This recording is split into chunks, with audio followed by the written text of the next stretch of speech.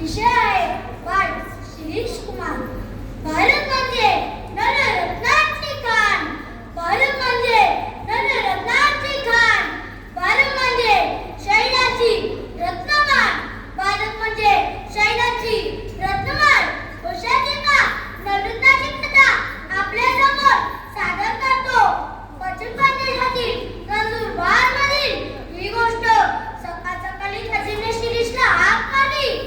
शिरीष, अरे शिरीष, येतो का लाडू वळायला? असं आजी म्हणाली. शिरीष म्हणाला, आजी आज मला शाळेत लवकर जायचं आहे. झेंडा घेऊन आम्ही सारे शाळेतून बाहेर पडू व मिरवणूक काढू. आज 9 सप्टेंबर महिना झाला. चले दाखवलीला इंग्रजांच्या देशातून जातील का? असं आजी म्हणाली. यावर शिरीष म्हणाला, आम्ही त्यांना घालू, त्याच्यानी वाटण्यात ते करू अथवा करू. आजी म्हणाली, कधी आजी मला करे लाडवण. शिरीषा सर्वांचा लाडका मुलगा होता. तो स्तलिकेत पटकेत लिहायचा, मुलांना जमून खेळ खेळायचा, घरी स्वयंपाकात मदत करायचा, विजेचा बिल तर दुरुस्त करायचा. शिरीषला अशा अनेक गोष्टी करता येत. शिरीष लाडवळ बसलेला. त्याच्यावर दुसऱ्या वर्षी कसलाही घरगुती कार्यक्रम होता तर तयारी झाली होती. गडाला 11 वाजले. शिरीष ताडकन उठला व आजी जातो कसे म्हणून तो निघून गेला. शाळेत सारी मुले जमली होती. शिरीष पोहोचताच सारी मुले त्याच्यावरती जमली.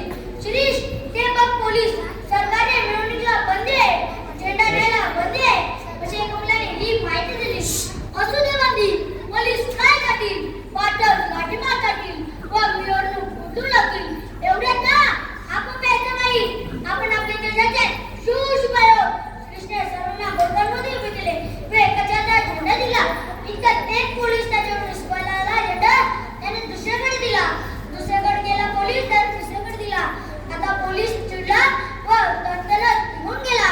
मुलांनी जय जयकार केला. करेंगे या मरेंगे, 40 कोट नाही दबेंगे असे जयघोष झाले. मिरवणूक मुलींच्या शाळेतून आली. वर्गातून साऱ्या मुली बाहेर पडल्या व जयघोष करत मिरवणुकीत सामील झाल्या. मिरवणूक पोटाजवळ झाली. शिरीषने भाषण सुरू केले. भाषण ऐकायला सारी वकील मंडळी जमली. भाषण संपले. मिरवणूक पुढे गेली. तेवढ्या पाठीमागून गोळीबार व लाठीमार सुरू झाली. मुलांची पांगा पळून झाली. काही दिवस मुली उभी होती. मुली न पडता न पिता गलीच्या तोंडाशी पिळल्या. पोलीस तिथे आले. विजयप्रमाणे शिरीष तिथे पडला. म्हणाला, कधी आम्हाला मारा, मुलींवर काय गोळ जाता, मुलींवर काय गोळ जाता, ही माझी जाती उघडी आहे. अधिकाऱ्याने चिडून गोळी झाली. पण नेम चुकला. जरा नीट नेम धरा, नीट नेम धरा. गोळ्या संपल्या नाहीत ना. अधिकाऱ्याने चिडून सोडून गोळ्या झाल्या. बाय शिरीष पडला. आणि हा कोण? हा रामदास, शिरीषचा प्राणपेक्षा प्रिय मित्र. त्याला गोळावून चोळी पडला. झाडाआड लपलेला 10 वर्षाचा धनुष्यबाण त्यालाही बसून ठार करण्यात आले. हा शिरीषधर आणि हा 8 वर्षाचा घनश्याम त्यालाही गोळी लागून चोळीत पडला.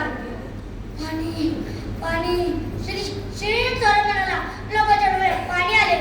एकाने पाणी आणले. पोलीस अधिकारी तिथे गरजला म्हणाला, खबरदार, पाणी द्यायला पुढे या तर गोळ्या घालू. भारत मातेला स्वातंत्र्याचे अमृत पिलाय म्हणून त्या मुलाने प्राण दिले. स्वराज्य स्वातंत्र्य म्हणत महात्मा गांधीजींच्या नावावर उड्डाणवर केलं. त्या मुलाने मला पत्कारले. ती अमर झाली. धन्य धन्य ती तेजस्वी मुले ज्यांनी आपल्या रक्तातून बलिदानातून देशाला स्वातंत्र्य मिळाले आणि त्यांच्या कलकलातून पाय चटकले. कशा साई बिजवीशी डोले उजळ तुझे वाळ, कशा साई बिजवीशी डोले उजळ तुझे वाळ. रात्रीच्या गर्भात असे उद्याचा उषःकाळ, रात्रीच्या गर्भात असे उद्याचा उषःकाळ. सरणावरती आज आमची पेटतात प्रेते